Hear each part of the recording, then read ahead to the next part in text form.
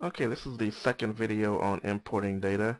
I'm going to go back to the preview data button and show you the list here. Now the main thing you need to look for is you need to make sure that the items line up properly. And what I'm doing is I'm going to use the actual pin number here, and I'm going to scroll down to the very bottom. So as long as everything looks okay in here, you're fine. So in other words, if you scroll down to the bottom and you saw that the event was in the pin number column, then that means that there's something wrong in the import file. You need to examine it. So if you scroll down to the very bottom, just make sure everything lines up correctly, then you're okay. I'll close this now, and now I've verified the column headers, I've previewed the data, and now I'm going to click continue to move on to the next step. Now the next step will read your layout the way you customize the application, and it will also try to match up the column headers from your import file.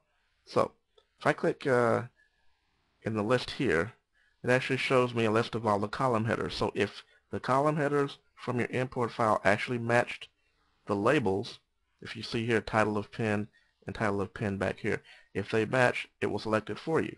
So you would save yourself a great deal of time if you customize the application to match the column headers on your import file. Now, if for some reason the items did not match, all you would do is you would go through each one of these one at a time and then choose which column here matches up against this field here in my own collectibles. Now, these are all done, but I do know that over on the more detailed tab where here's detailed description, if I had a detailed condition listing, I would choose it from here, etc. Other categories, this right here is very important to point out. If you're going to import other categories, and if you use the application, you know that particular tab is used for check boxes, true or false. It says here that the data on this tab, in order for it to be imported, it must be labeled with a T or a true on the import file. So, in your import file, for the column name named numbered, it would have to say the letter T or true in order for it to be imported.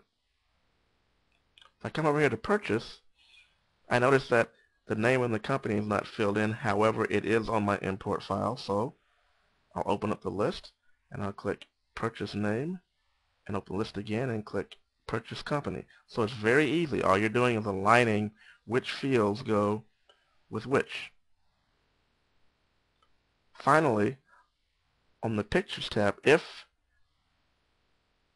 your import file has a full link to the actual pictures, it will import those as well. So in other words, your import file would specify the pictures located at a full file location, C:/, what have you.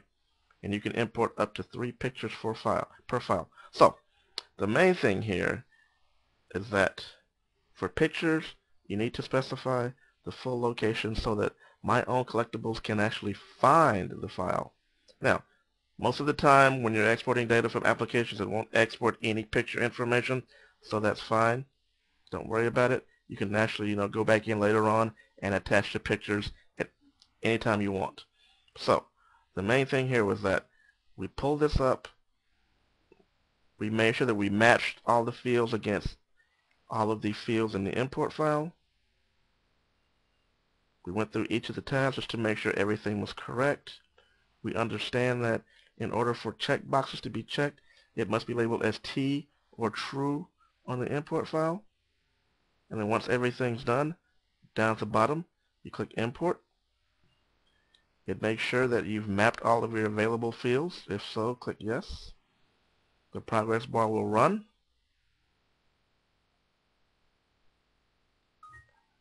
And it tells you that the import is complete, and the file that I imported was 50 records. We have imported up to over 2,000 records, and it can do about 2,000 records in 2.5 minutes. So if you have a lot of records, it should be able to import that data rather quickly. And that is it on how to import data into my own collectibles.